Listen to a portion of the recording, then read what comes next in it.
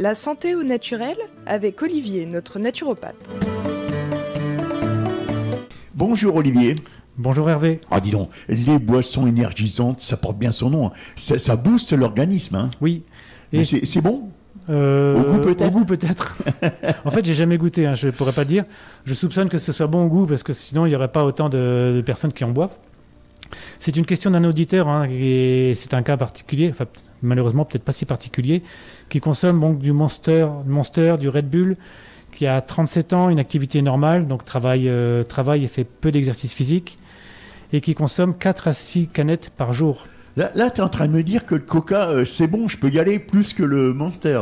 Bah là, le Coca, oui, c'est comparable à l'eau, comparé. Ah bon, d'accord.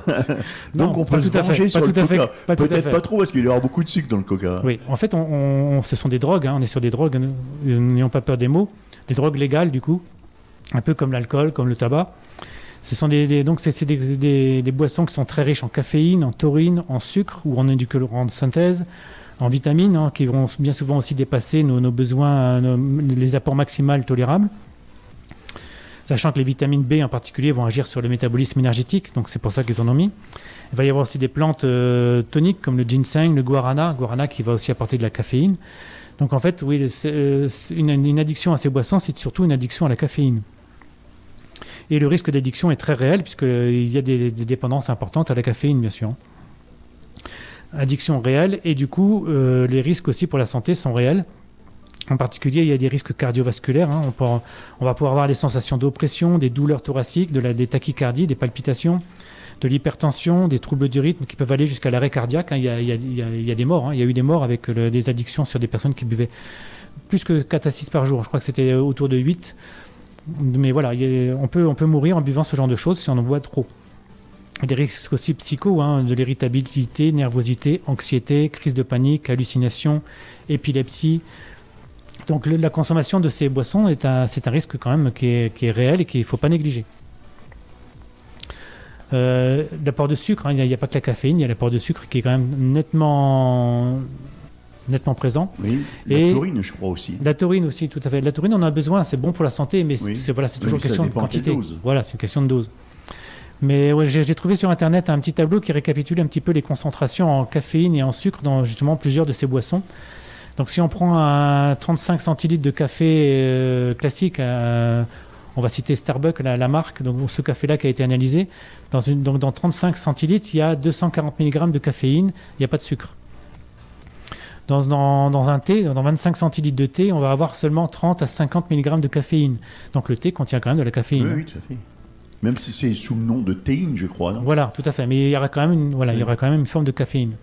Si on prend un café, pour garder notre exemple Starbucks, un café avec du lait écrémé dedans, on a 75 mg de caféine. Donc on a, grâce au lait, on va dire, on a diminué la caféine qu'il y avait par rapport au café noir. Par contre, il va y avoir plus de sucre.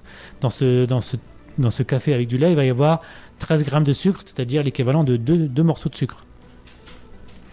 Après, si on monte un petit peu au-dessus, il y a le Coca-Cola, donc le soda, qui va contenir, lui, 36 à 50 mg de caféine. Que ce soit le Coca ou le Pepsi. Hein. Oui, c'est la même chose. Hein.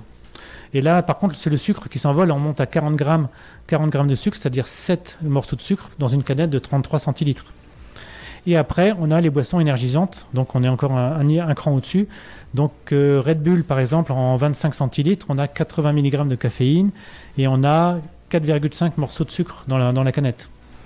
Et donc la plus puissante de toutes, hein, ça va être le Monster, 45 centilitres. Là, on monte à 164 mg de caféine et 9 morceaux de sucre. Là, ça porte bien son nom. Hein. Donc là, voilà, c'est une boisson monstrueuse, effectivement. Donc là, on a, en plus, c'est une canette. Donc imaginez la personne qui boit 6 canettes, ça veut dire 6 x 9, 54 morceaux de sucre dans la journée. 6 x 5, 30, ça fait 300 grammes de sucre dans la journée. C'est énorme. Donc il y a le problème de la caféine et le problème du sucre qui va être vraiment puissant par rapport à ça. Hein. En 2011, on estime à 20 000 Américains qui se sont rendus aux urgences à la suite de consommation de boissons énergisantes. On peut continuer d'en boire, mais normalement, il faudrait une boisson énergisante, il faudrait en boire 125 ml par jour, c'est-à-dire une demi-canette. Et là, 250 ml, une demi-canette de 250 ml. Ça, c'est une consommation normale. Donc, si on dépasse la demi-canette par jour, on peut considérer qu'on commence à à entrer dans une addiction. Puis là, on parle des marques les plus connues, mais j'ai remarqué aussi que les marques magasins, maintenant, s'y ont mis. Hein. Tu les trouves en marque magasin. Et oui, en fait, c'est une manne pour les industriels. Ouais. C'est une boisson, c'est une drogue légale qui est addictive. Donc, du coup, quand on a besoin de 6 canettes par jour, forcément, on devient un bon client. Donc, ça peut être intéressant. Et du coup, ça va être peut-être intéressant d'envisager de faire un sevrage. Et souvent, les personnes qui font un sevrage, c'est parce qu'ils ont commencé par faire un malaise en consommant ce genre de choses et ils ont senti qu'ils se mettaient en danger en buvant ça.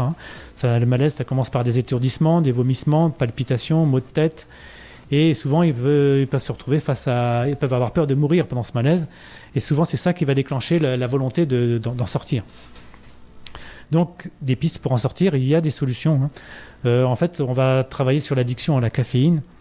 Donc, comme toutes les addictions, on peut voir ça en plusieurs points pour essayer d'en sortir, pour faire ce sevrage.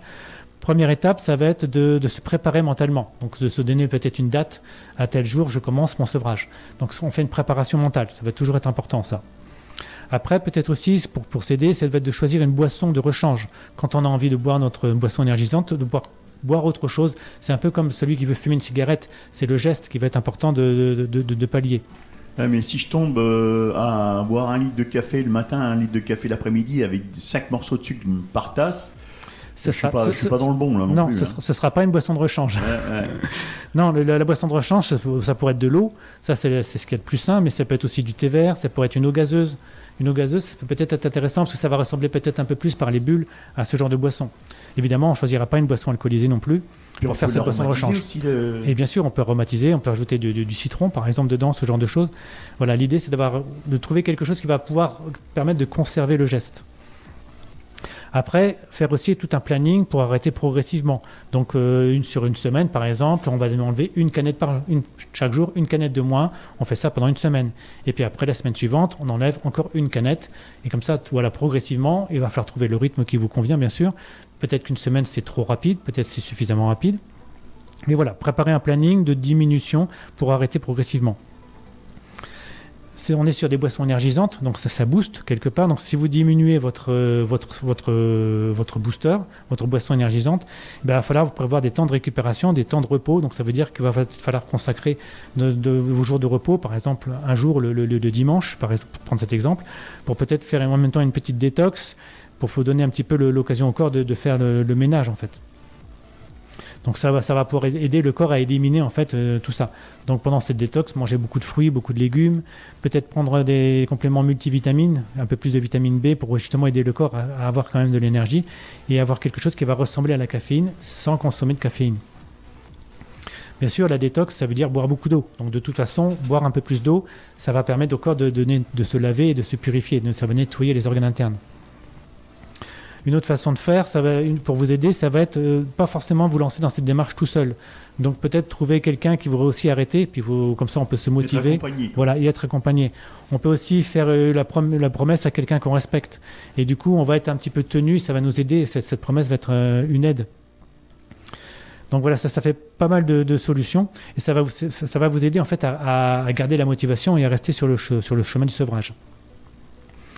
Bien sûr, il va falloir anticiper tous les symptômes de privation. Hein. Donc, il y aura des symptômes de manque. Donc ça, on peut s'y attendre aussi. Donc, il va falloir le gérer. Trouver peut-être des distractions positives, des choses qui vont nous occuper l'esprit pour penser à autre chose. Ça va aider peut-être à gérer ces symptômes de privation et ces crises de manque, en fait. Hein. Et si vous rechutez, ne dramatisez pas, ne laissez pas tomber, n'abandonnez pas. C'est juste que vous êtes peut-être allé un petit peu vite dans le sevrage, donc peut-être réduisez la vitesse du sevrage. C'est comme la clope, quoi. C'est comme la clope, voilà, continuez sur votre sevrage. Il y a eu un petit écart une journée, c'est pas bien grave. Le lendemain, vous recommencez la diminution plus progressivement pour que ce soit plus facile. Voilà, n'abandonnez pas, et c'est possible de se sevrer par rapport à ça. Mais c'est vrai que ça va demander de la volonté, comme pour toute drogue, hein, comme le café, comme le tabac, comme l'alcool. Le régime, c'est pareil. Les gens qui sont habitués à manger. Exactement. L'addiction au sucre aussi, c'est une drogue.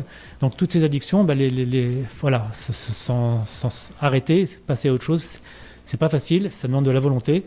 Mais après, on en ressort grandi. Olivier, pour les auditeurs et auditrices qui désirent te consulter, tu peux me dire où sont situés et à quelle adresse tes cabinets ?